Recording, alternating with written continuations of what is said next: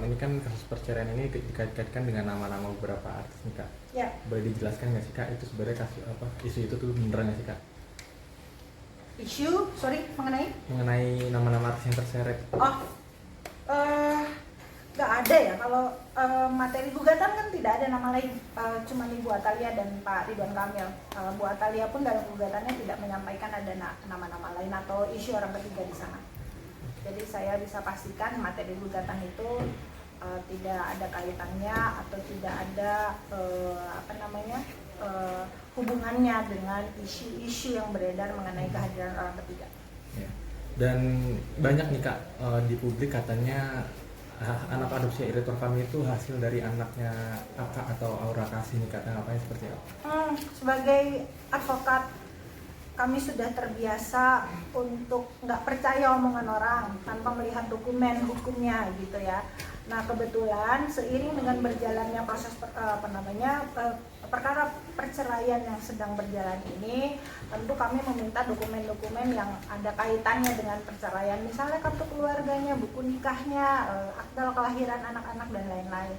Nah, jadi kami mempunyai privilege untuk melihat dokumen-dokumen tersebut, termasuk dokumen hukum Ananda Arka, sehingga kami bisa memastikan bahwa Ananda Arka ini nggak ada kaitannya atau apa yang beredar di berita-berita di luar itu tidak benar.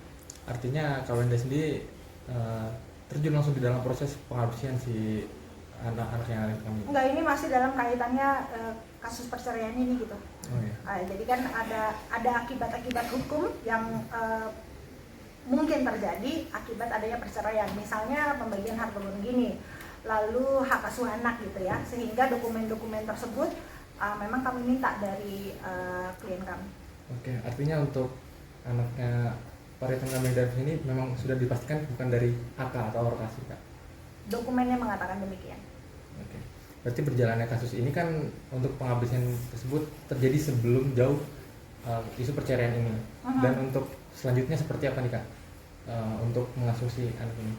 Ya, pada saat mediasi dilakukan ada kesepakatan yang terjadi antara Ibu Atalia dengan Pak Ridwan Kamil mengenai bagaimana kedepannya mengasuh anak-anak gitu ya.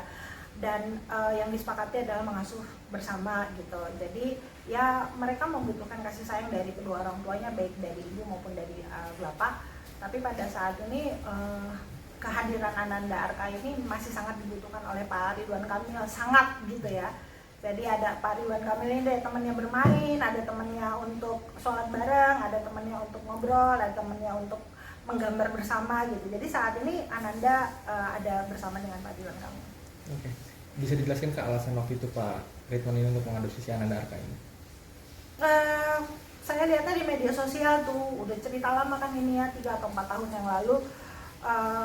Alasannya alasan yang sangat manusiawi gitu ya, dan sangat sederhana dan sangat indah rasanya gitu, karena ingin ada suara anak kecil, ada kehangatan yang baru gitu di dalam rumah tangga mereka, sehingga kemudian mereka Bu Atalia dan Pak Ridwan Kamil bersepakat untuk mengadopsi anak gitu. Ini salah satu alasan kerinduan Bapak Ridwan Kamil atas kehilangannya Eril nggak sih Kak? Karena kan Ananda Arka ini kan juga jadi sosok. Nah, Ananda Arka ini kalau kita lihat timelinenya duluan loh. Ya, jadi hadir dulu Ananda Arka, kemudian ada musibah yang terjadi untuk Eril. Nah, jadi kayaknya nggak cocok kalau misalnya disebutkan sebagai substitut, nggak ya. Jadi Ananda dulu, ya ini alasannya itu tadi, ingin menambah keceriaan lah di dalam rumah tangga, karena kan waktu itu sudah pada besar nih anak-anaknya, mungkin udah punya kegiatan sendiri nih, kayaknya pengen ada yang diasuh lagi lah gitu. Artinya Ananda Arka ini menjadi obat penghibur atas kehilangannya Eril atau seperti apa bisa dibilang? Ya, saya rasa begitu ya, karena setiap anak itu adalah anugerah.